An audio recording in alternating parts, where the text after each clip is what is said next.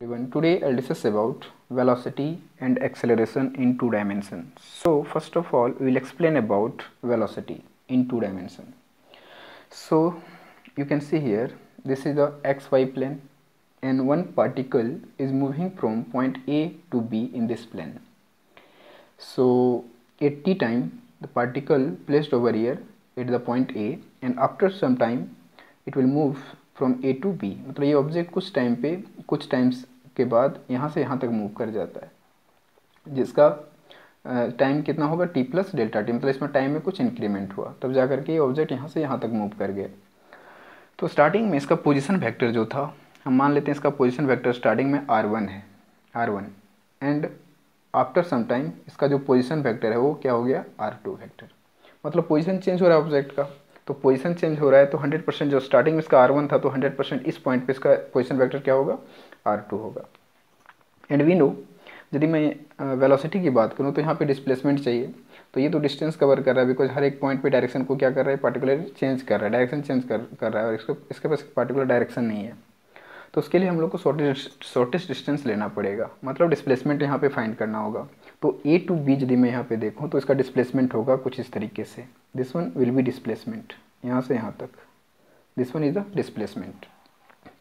तो ये यदि डिस्प्लेसमेंट है, यदि ए से बी की तरफ जा रहा है तो इसका डायरेक्शन क्या होगा इन दिस वे, और ये हमारा पोजीशन वेक्टर का डायरेक्शन ये वाला है, इसका इधर है, ये देखो कुछ इस तरीके से, ये कुछ इस तरीके से, और ये हमारा डायरेक्शन हो गया। तो यहाँ पे ये r2 है, ये r1 है और ये दिस वन, ये हमको डिस्प्लेसमेंट मिलने वाला है। इसको हम लोग मान लेते हैं डेल्टा r।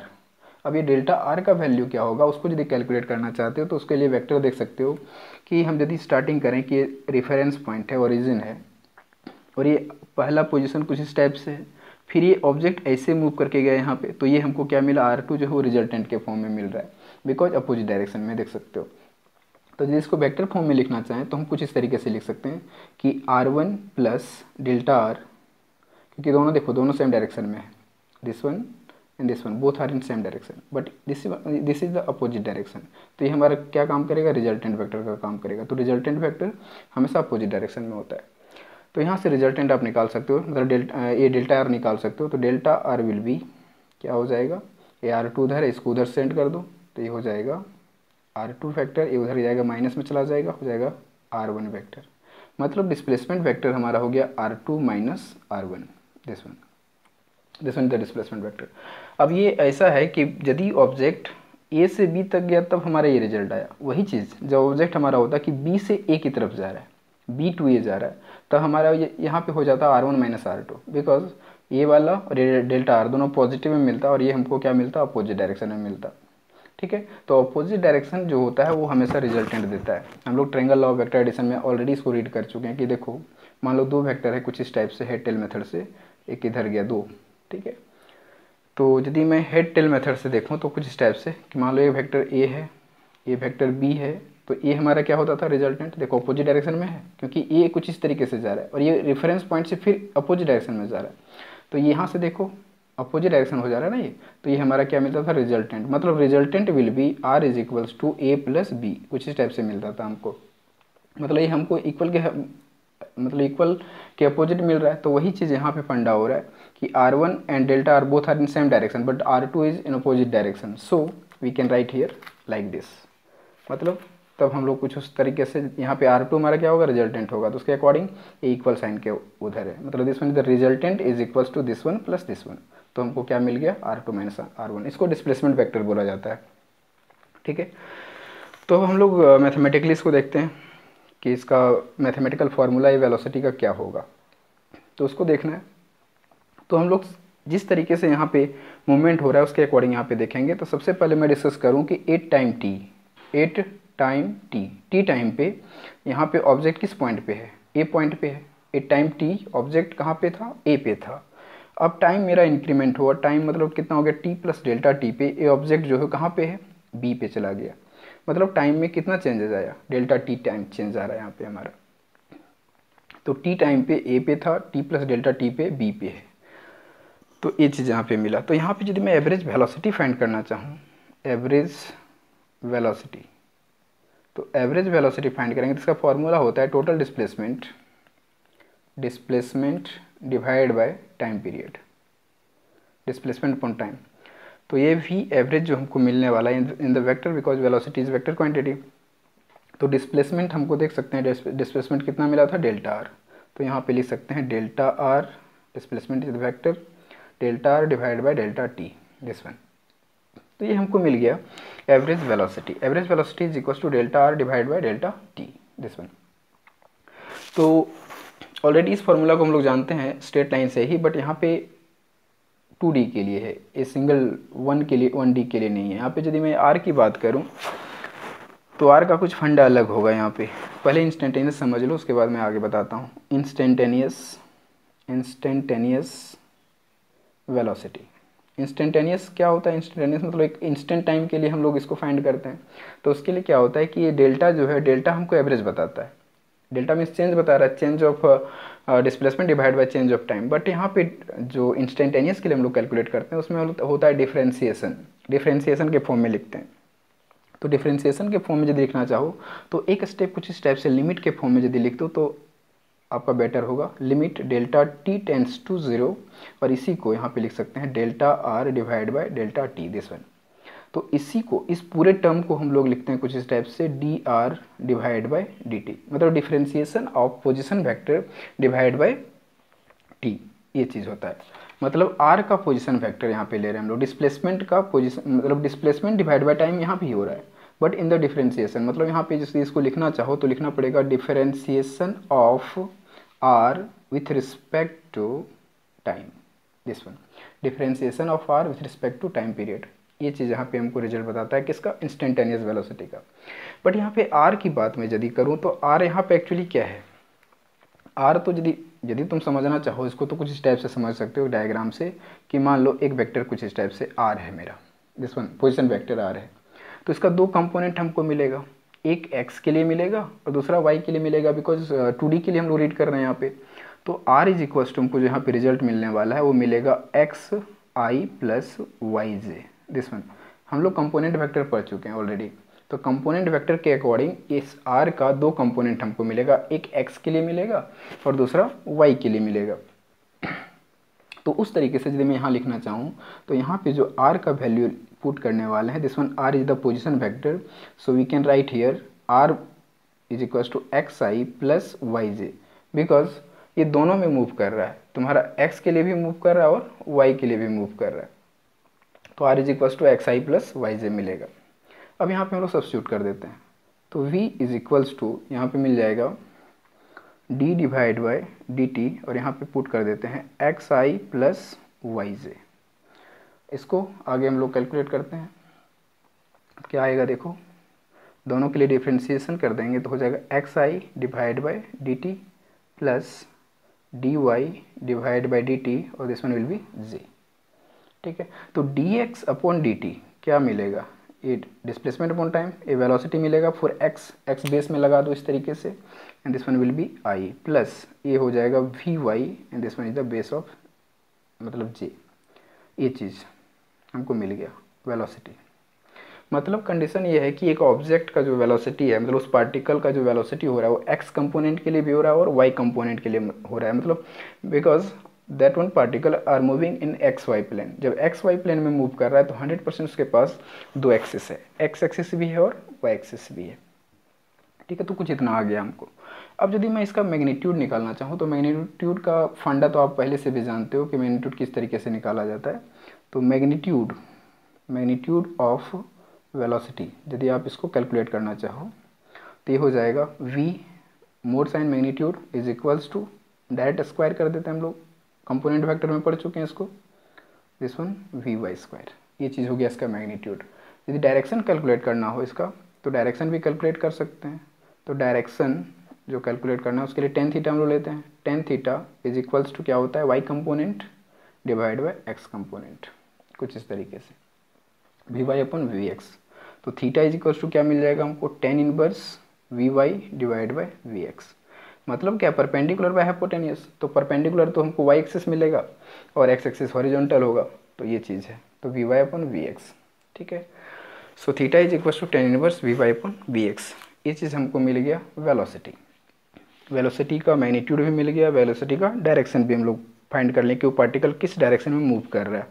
तो यहाँ से कुछ इस तरीके से हम लोग कैलकुलेट कर सकते हैं। नेक्स्ट आता है acceleration.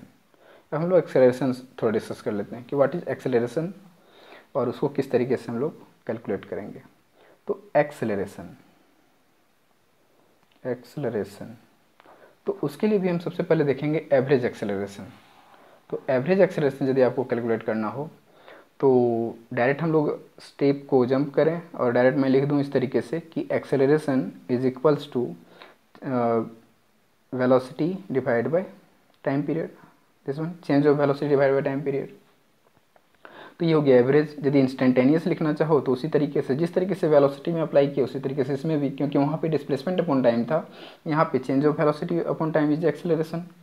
You know already rate of change of velocity is the acceleration, so we can write here this one acceleration is equals to delta v divided by delta t। और यदि instantaneous के लिए लिखेंगे तो इसके लिए क्या होता है, डिफरेंशिएशन फॉर्म में लिखते हैं। तो डिफरेंशिएशन फॉर्म में हो जाएगा dv divide by dt, this one. तो कुछ इस टाइप से हम लोग लिख सकते हैं यहाँ पे। बट अब कंडीशन यहाँ ये है कि v इज इक्वल्स टू हम लोग यहाँ पे जान चुके हैं already, v is equals to क्या होता है, v x i plus v y j, this one v x i plus v y j. और इस जगह पे आप सब्स्टिट्यूट कर देंगे इस वैल्यू को। तो इस वैल्यू को यदि यहाँ पे सब्स्टिट्यूट करते हैं तो देखो क्या रिजल्ट मिलता है। तो ये हमारा रिजल्ट मिल जाएगा a is equals to d upon d t और this one will be v x i plus v y j, this one. So we can write d v x divide by d t, ये किसके लिए है, i के लिए है, plus d v y divide by d t किसके लिए है, जे के लिए। मतलब this one for x component, this one for y component. So now velocity upon time is equals to acceleration. So base में लिख देंगे x, this one is the i plus ये ए वाई, बेस में क्या हो जाएगा j। So this one will be acceleration a x i plus a y j. मतलब जिस तरीके से वेलोसिटी हमारा था देख सकते हो यहाँ पे v x i plus v y j, उसी तरीके से एक्सेलरेशन भी हो जाएगा a x i plus a y j for both the components.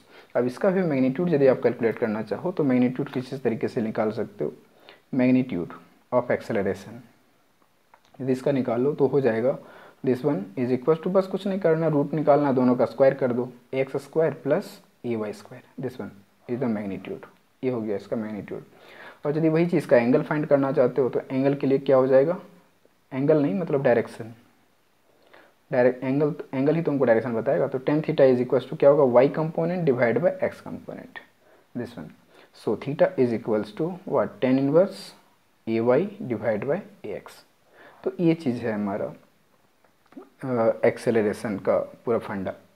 Acceleration का मैग्नीट्यूड हम लोग कैलकुलेट कर लिए, एक्सेलरेशन का डायरेक्शन कैलकुलेट कर लिए और एक्सेलरेशन का जनरल फार्मूला ये वाला भी प्रूव कर लिए कि यदि एक्सेलरेशन कोई ऑब्जेक्ट मूव कर रहा है तो एक्स कंपोनेंट के लिए क्या होगा, वाई कंपोनेंट के लिए क्या होगा, उसके अकॉर्डिंग हम कुछ इस तरीके से इसको लिख सकते हैं।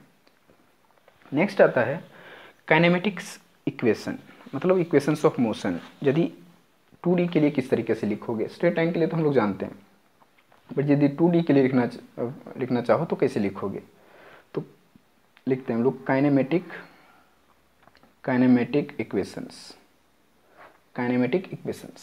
इक्वेशंस ऑफ मोशन बोलते हैं जिसको। So we know for straight line v is equals to u plus a t, ये जानते हैं पहला इक्वेशन। सेकेंड जानते हैं हम लोग s is equals to u t plus 1/2 a t square, this one. And third one v square minus u square is equals to 2as, ये चीज़ जानते हैं। तो हम लोग यहाँ पे एक्चुअल में क्या है कि 2D है, x एक्सिस और y एक्सिस के लिए है। तो हमको इक्वेशंस ऑफ मोशन लिखना होगा तो x के लिए अलग लिखाएगा, y के लिए अलग लिखाएगा। तो दोनों के लिए यदि तुम सेपरेट लिखना चाहो तो इस तरीके से लिख सकते हो। तो फॉर x कंपोनेंट अब तो x कोऑर्डिनेट जो भी लिखना है उसके अकॉर्डिंग यदि तुम इस इक्वेशंस ऑफ मोशन को लिखना चाहते हो तो देखो क्या करना है, सिर्फ बेस में x लगा दो। तो यहाँ हो जाएगा v x is equals to u x plus a x into t, ये हो गया एक्स कंपोनेंट के लिए पहला इक्वेशन। दूसरा लिखना चाहते हो तो हो जाएगा s के जगह आप डिस्प्लेसमेंट को x के फॉर्म में लिख सकते हो। तो x is equals to u base में x into t plus 1/2 axt², this one. And third one equation of motion is vx² मतलब बेस में minus ux² is equals to 2ax into x displacement. 2as होता है ना, 2as, इसी को यहाँ पे हम कंपेयर करके समझा रहे हैं आपको. Next one for y components.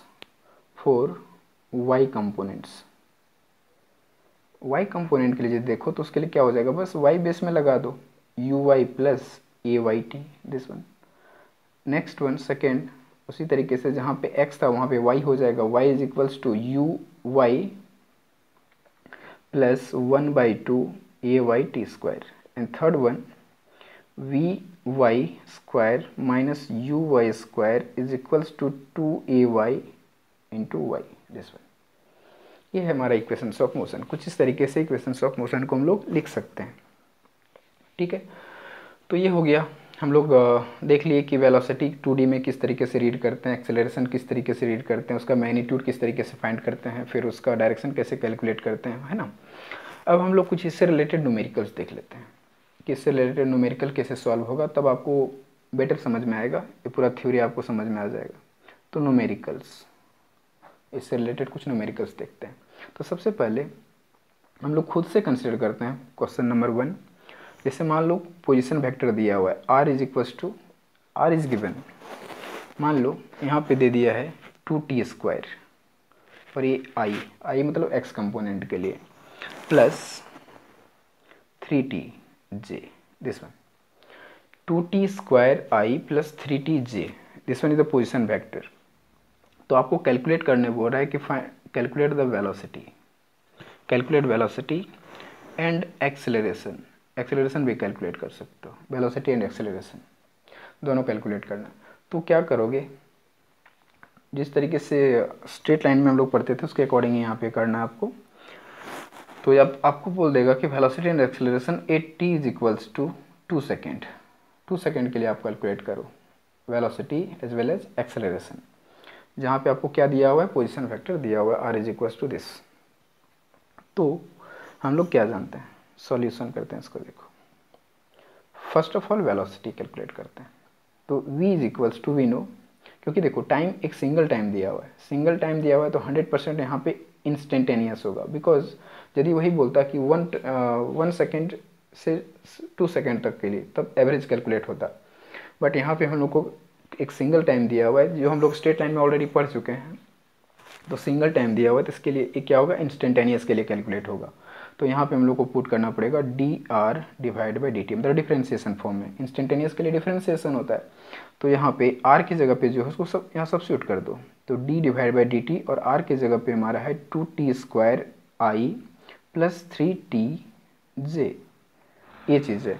तो आप यहाँ पे क्या करो, इसको डिफ्रेंशिएट करो. तो इसको डिफ्रेंशिएट करेंगे तो हमारा हो जाएगा, सेपरेट सेपरेट करना चाहो तो सेपरेट सेपरेट कर सकते हो. 2t² i plus d upon dt, this one is the 3tj, this one.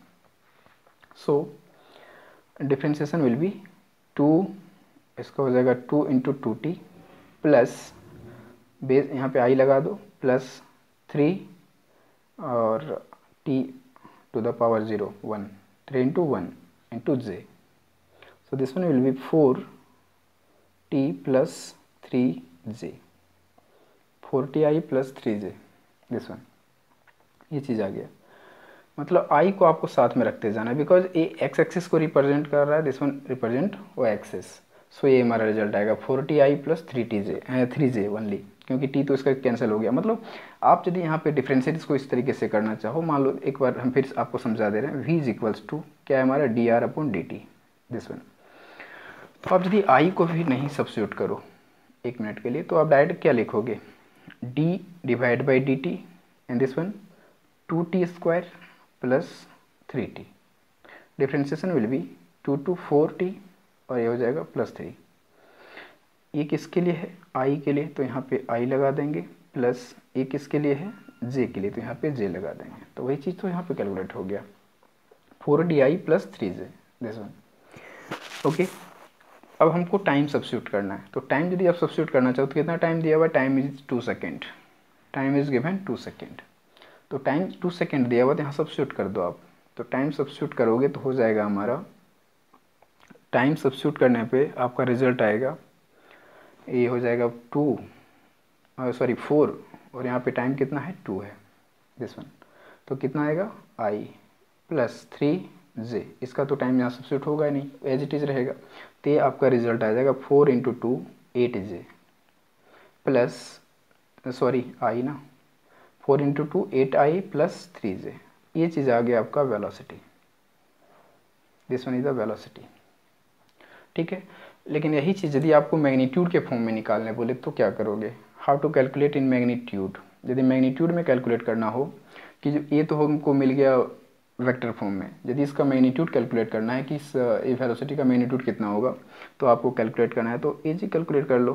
क्या हो जाएगा इसका 8 का स्क्वायर प्लस 3 का स्क्वायर कितना आ जाएगा 64 प्लस 9, तो ये आ जाएगा 73 √73। तो ये आपका मैग्नीट्यूड आ गया वेलोसिटी का, this one v is equal to √73 metre पर second, this one is your answer. उसी तरीके से हमको एक्सेलरेशन कैलकुलेट करना है। अब ये तो हो गया वेलोसिटी, नाउ एक्सेलरेशन।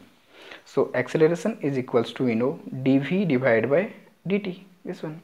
तो v कितना है, v हम लोग कैलकुलेट ऑलरेडी कर चुके हैं, तो t के फॉर्म में देखना है कि वेलोसिटी जहाँ पे t के फॉर्म में उसको आपको कंसिडर यहाँ पे लेना है एक्चुअली, तो ये वाला टर्म को लेना है। ये तो हम टाइम पुट करने के बाद ना इसको इधर कैलकुलेट किए, तो वेलोसिटी में टाइम कैलकुलेट सब्स्टिट्यूट किए तब ये रिजल्ट आया, और ये वाला भी रिजल्ट आया मैग्नीट्यूड के फॉर्म में, ये वेक्टर के फॉर्म में। बट यदि आपको एक्सेलरेशन निकालना है तो टाइम को देखना है यहाँ पे कि टाइम यहाँ पे लगा हुआ है ना, तो इसी को यहाँ पे लेना है। तो इसको हम लोग फिर से डिफ्रेंशिएट करेंगे, तो इसको यहाँ पे सब्स्टिट्यूट करते हैं, तो ये आ जाएगा d डिवाइड बाई dt, और यहाँ पे क्या है 4t, और यहाँ पे क्या है i axis plus 3j, this one. तो यहाँ पे देखो कि ये वाला तो कांस्टेंट टर्म है, ओनली 3 है, और यहाँ पे t है, टाइम के रिस्पेक्ट में हम डिफ्रेंशिएशन कर रहे हैं, तो यहाँ पे ये हो जाएगा इसका डिफ्रेंशिएशन हो जाएगा 4 ओनली, बिकॉज 1t है, तो ये तो t -1 0 हो जाएगा, तो t पर पावर 0 मतलब 4 × 1 इसका डिफ्रेंशिएशन हो जाएगा आई एक्सिस के लिए, और इसके लिए क्या होगा 0j, कुछ इसी टाइप से, मतलब j में कुछ है ही नहीं, 0 है, तो उसको छोड़ो, आप केवल i को लेके चलेंगे, तो हमारा कितना आ गया 4i ओनली। तो एक्सेलरेशन जो है सो केवल x एक्सिस में आपको दिख रहा है कितना 4i के बराबर। ठीक है, टाइम इसमें सब्स्टिट्यूट करने की ज़रूरत ही नहीं है क्योंकि टाइम तो ऑलरेडी कैंसिल हो गया, तो ये हमारा एक्सेलरेशन ऑलरेडी यहाँ पे क्या हो जाएगा मीटर पर सेकेंड स्क्वायर, ये एक्सेलरेशन मिल गया। यदि इसका मैग्नीट्यूड निकालना चाहो तो मैग्नीट्यूड क्या निकलेगा इसका मैग्नीट्यूड हो जाएगा this one is equals to, उसका तो 0 है ना, तो यहाँ पे लिखाएगा 4 का स्क्वायर प्लस 0 का स्क्वायर, 4 का स्क्वायर प्लस 0 का स्क्वायर, ये हमको कितना मिल जाएगा 16 प्लस 0 का स्क्वायर मतलब 0, तो ये आ जाएगा 16, मतलब आंसर क्या आ रहा है मैग्नीट्यूड में 4 मीटर पर second square, this one is the acceleration. ये चीज़ मिल गया हमको। तो एक्सेलरेशन का मैग्नीट्यूड हमको किसके फॉर्म में मिला 4 मीटर पर सेकेंड स्क्वायर, ये चीज़। तो हम लोग डायरेक्शन भी निकालना यदि चाहें तो डायरेक्शन भी कैलकुलेट कर सकते हैं। यदि डायरेक्शन तुम यहाँ पे वेलोसिटी का निकालना चाहो, डायरेक्शन एक्चुअली निकालने नहीं दिया, लेकिन डायरेक्शन आप निकालना यदि चाहते हो तो निकाल सकते हो। जैसे आप यहाँ पे देख सकते हो ये चीज़ है ना, या तो इसको ले लो ये वाला मैग्नीट्यूड के फॉर्म में यदि देखें तो यहाँ पे x का मैग्नीट्यूड क्या है, मतलब हम जानते हैं v इज इक्वल टू क्या होता है vxi plus vyj, this one. t के फॉर्म में तो नहीं है, ये t के फॉर्म में t तो हम सब्स्टिट्यूट कर चुके हैं ऑलरेडी। तो यदि यहाँ पे तुम निकालना चाहो तो tan theta is equals to हमारा क्या हो जाएगा, tan theta is equals to vy divide by vx, यही होता है ना। तो vy कितना है हमारा 3 है, और x कितना है 8 है, तो 3/8, tan theta is equals to 3/8 आया। So theta is equals to tan inverse 3/8, कुछ ये आ जाएगा आपका रिजल्ट। तो उसी तरीके से एक्सेलरेशन का भी कैलकुलेट हम लोग कर सकते हैं। ठीक है, तो कुछ इस टाइप से कैलकुलेट होता है, बट एक्सेलरेशन का 0 आ जाएगा एंगल, मतलब थीटा यहाँ पे 0 होगा। अब जो भी होगा उसके अकॉर्डिंग पुट करना है, देखो इसलिए यहाँ पे बोल रहे हैं क्योंकि देखो एक्सेलरेशन का वैल्यू हमको कितना है 4i ओनली मिला है, ओनली i मिला है ना। तो यहाँ पे हम बोल सकते हैं कि 4i प्लस 0j तो है, मतलब एक्सेलरेशन जो यहाँ पे देख सकते हो 1 मिनट के लिए, जैसे मैं यहाँ लिखूँ कि एक्सेलरेशन दिया हुआ है 4i प्लस 0j, ये चीज़ है। तो यहाँ पे यदि हम इसका एंगल कैलकुलेट करना चाहें, मतलब डायरेक्शन कैलकुलेट करना चाहें, तो tan theta is equals to क्या मिलेगा, a y divide by a x. और ये हमारा 4 क्या है, ए वाई ए एक्स है, और 0 क्या है, ए वाई है। तो यहाँ पे हो जाएगा 0 डिवाइड बाई 4, तो रिजल्ट क्या है 0। मतलब tan theta is equals to 0। तो थीटा इज इक्वल्स टू 8, तो यहाँ पे थीटा निकल जाएगा क्योंकि हमको इसका वैल्यू पता है। तो यहाँ पे क्या होगा, टेन किसका वैल्यू पुट कर दें, 30 डिग्री साइन 30 तो होगा नहीं, 90 ले सकते हैं हम लोग। तो क्योंकि देखो tan theta is equal to होता है sine theta divide by cos theta, this one. तो हम जानते हैं कि साइन 90 है उसका वैल्यू मैक्सिमम होता है। तो यहाँ पे एक्चुअली क्या है ना कि यदि मैं यहाँ पे साइन 0 लेता, 0 डिग्री, और इसका कॉस 0, तो कॉस 0 का वैल्यू 1 होता है, तो 0 डिग्री के लिए बेटर है 0 डिग्री। तो देखो यहाँ पे क्या हो गया, ये हमको मिल गया 0 डिग्री, मतलब इसका रिजल्ट क्या आ रहा है, theta is equal to 0। Theta 0 इसलिए 0 डिग्री हो रहा है क्योंकि देखो इस एक्सेलरेशन में हो क्या रहा है, एक्सेलरेशन इज इक्वल टू है 4i प्लस 0j, मतलब वाई एक्सिस में कुछ नहीं हो रहा है, जो हो रहा है किस में हो रहा है, सिर्फ एक्स एक्सिस में। तो मान लो सिर्फ एक्स एक्सिस में एक्सेलरेट कर रहा है तो 0 डिग्री ही एंगल बनाएगा ना। यदि वही चीज़ वाई एक्सिस में मूव करता तो एंगल कुछ बनाता, बट यहाँ पे पैरेलल चल रहा है, मतलब एक्सेलरेशन जो एक्स एक्सिस है उस पर क्या मिल रहा है हमको, एक्स एक्सिस पे ही मैक्सिमम वैल्यू मिल रहा है, वाई पे तो चल ही नहीं रहा है, वाई पे 0 है, मतलब इसका एंगल कितना होगा 0 डिग्री। वही चीज़ यदि हमारा कुछ 90 डिग्री होता तो एक्स इधर जाता, वाई इधर मूव करता, तब जाके 90 डिग्री वैल्यू मिलता हमको, एंगल थीटा मतलब मिलता। ठीक है, तो कुछ इस टाइप से होता है। तो हम लोग कुछ इस तरीके से क्वेश्चन देख लिए इससे रिलेटेड। अब हम लोग थोड़ा काइनेमेटिक इक्वेशंस पे क्वेश्चन देख लेते हैं। एक क्वेश्चन कुछ इस टाइप से है, देखो एक क्वेश्चन काइनेमेटिक इक्वेशन से रिलेटेड हम यहाँ पे बताने की कोशिश कर रहे हैं आपको। तो वो है क्वेश्चन कुछ इस टाइप से, क्वेश्चन में दिया हुआ है आपका, क्वेश्चन दिया हुआ है इनिशियल वेलोसिटी दिया हुआ है u i is equals to given 2i metre पर सेकेंड, मतलब एक्स एक्सिस उसका दिया हुआ है, वाई एक्सिस में 0 है। ठीक है, नेक्स्ट वन एक्सेलरेशन दिया हुआ है, acceleration is equals to i plus 3j, this one. ठीक है, मीटर पर सेकेंड स्क्वायर, ये मीटर पर सेकेंड, आई मतलब इसका जो 0j हो सकता है, मान लो तुम 0j में है, आई 2i प्लस 0j है, बिकॉज दूसरा एक्सेस दिया हुआ नहीं है तो हमको 0j लेकर के ही चलना पड़ेगा। और यहाँ पे बोल रहा है कि जो स्टार्ट हुआ है ऑब्जेक्ट ओरिजिन से स्टार्ट हुआ है, हम थ्योरी नहीं लिख रहे हैं, आपको सिर्फ समझाने की कोशिश कर रहे हैं कि इनिशियल वेलोसिटी दिया हुआ है 2i मीटर पर सेकेंड, ठीक है, और एक्सेलरेशन दिया हुआ i प्लस 3j, इसमें दोनों कोऑर्डिनेट दिखा रहा है, एक्स कोऑर्डिनेट और वाई कोऑर्डिनेट दोनों दिखा रहा है। ठीक है, एक्सेलरेशन दोनों ही कोऑर्डिनेट में हो रहा है। तो आप यहाँ पे क्वेश्चन में बोल रहा है कि यदि इफ़ एक्स कोऑर्डिनेट मतलब एक्स का डिस्प्लेसमेंट दिया हुआ है, एक्स कोऑर्डिनेट इज 30 मीटर, मतलब बोलता है कि एक्स में यदि वो 30 मीटर मूव कर रहा है तो वाई में कितना मूव कर रहा है, वो पूछ रहा है कि यदि एक्स में 30 मीटर मूव किया हो तो वाई में कितना मूव करेगा। तो दिस इज द रीजन, मतलब this is the question, initial velocity is given, acceleration given है ना। तो एक्स मतलब एक्स कोऑर्डिनेट का मतलब यहाँ पे डिस्प्लेसमेंट दिया हुआ कितना 30 metre for x coordinate, but displacement हो फॉर वाई कोऑर्डिनेट आपको पूछा जा रहा है। तो इसको कैलकुलेट करने के लिए बहुत ही सिंपल है। सबसे पहले आप देखो कि इस क्वेश्चन में दिया क्या क्या है। तो इस क्वेश्चन में दिया हुआ है आपको u x is equal to कितना दिया हुआ है 2 मीटर पर सेकेंड, देख सकते हो आप, आई है तो एक्स एक्सिस के लिए। वही चीज़ यू आई की बात करूँ तो यू आई कितना मिलेगा हमको, u i is equal to 0 जो हमें ऑलरेडी यहाँ पे बोल दिए 0 मीटर पर सेकेंड, उसमें मूवमेंट नहीं दिख रहा है आपको। ठीक है, और ए एक्स एक्सेलरेशन जो ए एक्स के लिए कितना है, आई ओनली है, इसका इधर कुछ नहीं है तो यहाँ पे लिखेंगे 1 मीटर पर सेकेंड स्क्वायर। और वाई के लिए क्या होगा, a y acceleration for y coordinate, देख सकते हो यहाँ पे लिखा क्या है जे वाई के लिए होता है, तो ये हो जाएगा 3 मीटर पर सेकेंड स्क्वायर, ये चीज़ मिला। ठीक है, अब हम लोग कैलकुलेट करते हैं इसको। तो फॉर एक्स कोऑर्डिनेट हम लोग इसको जानते हैं, x is equals to u x t plus 1/2 a x t square, this one is the equation of motion. तो एक्स कोऑर्डिनेट के लिए कितना दिया हुआ है 30 मीटर, तो यहाँ पे 30 पुट कर दो। यू एक्स के लिए दिया हुआ कितना, यू एक्स के लिए दिया हुआ है हमारा 2, तो यहाँ पे 2 पुट कर दो, और टी है तो टी रहने दो। प्लस 1/2 ए एक्स कितना दिया हुआ 1 दिया हुआ है तो यहाँ पे 1 पुट कर दिए और टी स्क्वायर है दिस वन। तो हमको यहाँ से टी कैलकुलेट करना है तो टाइम मिल जाएगा तो हम वाई कोऑर्डिनेट के लिए भी कैलकुलेट कर लेंगे। तो टाइम देखते हैं कितना आ रहा है यहाँ पे। तो ये हो जाएगा 30 is equals to 2t plus 1/2 t square. इसको कैलकुलेट करो तो ये हो जाएगा 2 to 60 plus is equals to 4t plus t square this one. मतलब इसको यदि आप t square plus 4t minus 60 is equals to 0 मिलेगा। ये इक्वेशन मिल गया।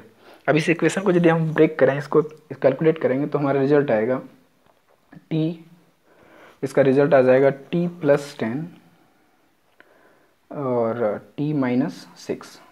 इसको आप कैलकुलेट करके देख सकते हो। तो ये आएगा t is equals to -10, t is equals to देखो कितना है, इसको कैलकुलेट करोगे तो आएगा t plus 10 is equals to -6 is equal to 0।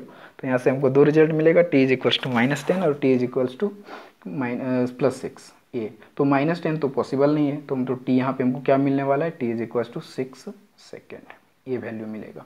मतलब टाइम जो पॉजिटिव है उसी को यहाँ पे, क्योंकि 10 बहुत कम हो जाएगा ना, नेगेटिव्स को नहीं लिया जाता है ऐसे इक्वेशन में। क्वाड्रेटिक इक्वेशन पढ़े होगे आप ऑलरेडी क्लास 10th में। तो t is equals to 6 second हमको मिल गया। अब हम लोग y के लिए निकाल लेते हैं। तो y कोऑर्डिनेट के लिए हमको जो रिजल्ट मिलने वाला है, तो y के लिए क्या होगा formula, y uit plus 1/2 ayt square this one formula.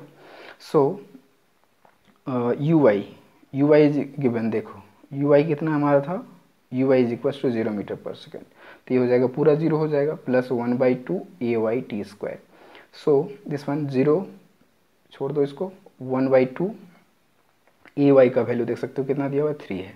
तो इसको यहाँ पे 3 पुट करेंगे और टी स्क्वायर, टी अभी ऑलरेडी हम कैलकुलेट कर चुके हैं, टी कितना मिला है, टी इजकल टू 6 सेकेंड। इसको वहाँ पे सब्स्टिट्यूट कर देंगे तो ये हो जाएगा 6 का स्क्वायर। तो कितना हो जाएगा ये हमारा 1/2 इंटू 3 इंटू 6 36 हो जाएगा, 6 इंटू 6। तो ये हो जाएगा 2 से काट दो इसको तो ये हो जाएगा 18, तो हो जाएगा 18 3 जा 54।